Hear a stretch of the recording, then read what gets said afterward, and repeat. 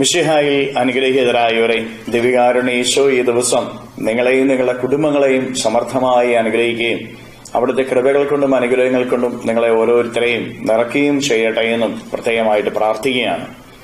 വിശുദ്ധ ലൂക്കായുടെ സുവിശേഷത്തിന്റെ 13-ാമത്തെ അധ്യായത്തിന്റെ 10 മുതലുള്ള തിരുവചന ഭാഗങ്ങളില് ഒരു സാബത്ത് ദിവസം ഈശോനാഥൻ നിവർന്നു നിൽക്കാൻ പോലും പറ്റാതെ കൂന് ഉള്ളവളായ ഒരുവളെ രക്ഷിക്കുന്നത് കാണുക. ഒരു ആത്മാവ് അവളെ ബാധിച്ചിരുന്നു. അവൾക്ക് നിവർന്നു നിൽക്കാനുള്ള കൃപ കർത്താവ് കൊടുക്കുക. അപ്പൊ മറ്റുള്ളവര് അതിനെ കർത്താവിന് നിശിതമായി വിമർശിക്കുക. കാരണം സാപത്തിലാണ് ഈശോനാഥൻ ഈ രോഗശാന്തി കൊടുക്കുന്നത്. പ്രിയപ്പെട്ടവരെ, നിവർന്നു നിൽക്കാൻ സാധിക്കാത്ത വിധം കൂനുള്ളവളായി തീർന്നവളെ കർത്താവ് നിവർന്നു നിൽക്കാനായിട്ട് കൃപ കൊടുക്കുക. പല വിധത്തിൽ കൂനുള്ളവരായി തീർന്നിരിക്കുന്നവരാ നമ്മൾ ഓരോരുത്തരും.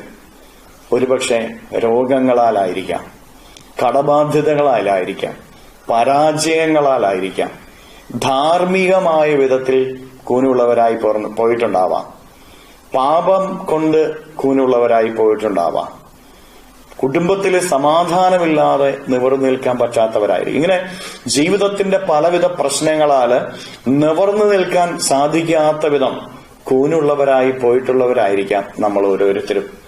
ശരീരത്തിൽ ഒരുപക്ഷെ കൂനുണ്ടായിരിക്കില്ല, പക്ഷെ മനസ്സ് കുനിഞ്ഞു നിൽക്കുന്ന അവസ്ഥയായിരിക്കാം. നിന്റെ ജീവിതത്തിൽ ഇന്ന് രോഗം കൊണ്ടോ, കടം കൊണ്ടോ, ബാധ്യതകൾ കൊണ്ടോ, പരാജയങ്ങൾ കൊണ്ടോ, തിന്മ കൊണ്ടോ, പാപം കൊണ്ടോ, ധാർമ്മികമായ വിധത്തിലോ കൂനുള്ളവരായി തീർന്നിട്ടുണ്ട് എങ്കിൽ, മനസ്സുകൊണ്ട് നീ കുനിഞ്ഞു നിൽക്കുന്ന ഒരു വ്യക്തിയാണെങ്കിൽ, മറ്റുള്ളവരുടെ മുമ്പിൽ കുനിഞ്ഞു നിൽക്കേണ്ടി വരുന്ന നിന്റെ അവസ്ഥയെ ദൈവം നിവർന്നു നിൽക്കാനായിട്ടുള്ള അവസ്ഥയാക്കി മാറ്റും. നീ മറ്റുള്ളവരുടെ മുമ്പിൽ നിവർന്നു നിൽക്കാനായിട്ടുള്ള കൃപ കർത്താവ് തരും. കർത്താവ് ആഗ്രഹിക്കുന്നില്ല മറ്റുള്ളവരുടെ മുമ്പിൽ നമ്മൾ കുനിഞ്ഞു നിൽക്കണമെന്ന്. ഈ ലോകത്തിന് മുമ്പിൽ കുനിഞ്ഞു നിൽക്കേണ്ടവരല്ല നമ്മൾ ഓരോരുത്തരും. നെഞ്ചു വിരിച്ച് നടുവ് നിവർത്തി നിൽക്കേണ്ടവരാ പ്രിയപ്പെട്ടവരെ നമ്മൾ ഓരോരുത്തരും. മുഖമുയർത്തി നോക്കേണ്ടവരാ നമ്മൾ ഓരോരുത്തരും. കുനിഞ്ഞ് താഴേക്ക് നോക്കി നടക്കേണ്ടവരല്ല നമ്മൾ. അഭിമാനത്തോടെ ജീവിക്കാൻ നമുക്ക് സാധിക്കണം. അങ്ങനെ സാധിക്കണമെങ്കിൽ അത് കർത്താവിന് മാത്രമേ നമ്മളെ ആ വഴിയിലേക്ക് കൊണ്ടുവരാനായിട്ട് സാധിക്കുകയുള്ളൂ. അഭിമാനമുള്ളവരായി നിവർന്നു നിൽക്കാനായിട്ട് കർത്താവാണ് നമുക്ക് കൃപ നൽകുന്നത് എന്ന് നമ്മൾ മറന്നുപോകരുത്.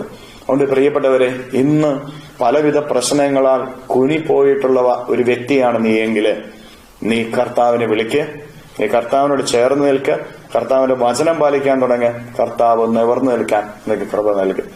കരങ്ങളെ യാചനയോടെ പിടിച്ച് ഏതവസ്ഥയിലാണോ നീ കൂനുള്ളവനായി തീർന്നിരിക്കുന്നത്, ആ അവസ്ഥയെ ഈശോയ്ക്ക് കൊടുത്ത് സ്തുതിച്ചേ. ഹല്ലേലൂയ, ഈശോയെ നന്ദി. Hallelujah, hallelujah, hallelujah, hallelujah, hallelujah, hallelujah, hallelujah.